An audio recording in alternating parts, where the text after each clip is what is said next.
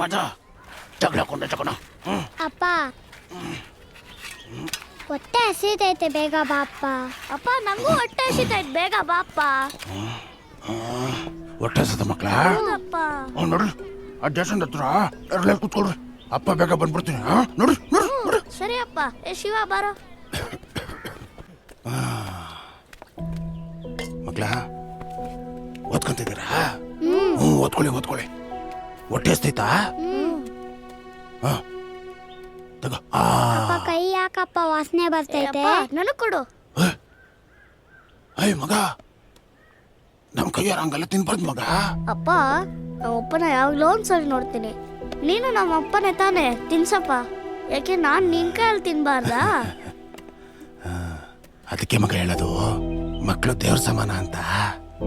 ಮಕ್ಕಳಿಗಿರೋ ಬುದ್ಧಿ ದೊಡ್ಡವ್ರಿಗೆ ಇದ್ಬಿಟ್ಟಿದ್ರೆ ಎಲ್ಲವೂ ಚೆನ್ನಾಗಿರೋದು. ತಗ ಮಗ. ಅಪ್ಪ ಯಾಕಪ್ಪ ನೀನ್ ಈ ತರ ಗಲೀಜ್ ಕೆಲಸ ಮಾಡ್ತೀಯಾ? ಇವರಪ್ಪ ಮಾಡ್ತಾ ಇರಲ್ಲ, ಆ ತರ ಕೆಲಸ ಮಾಡ್ಬೋದಲ್ವಾ?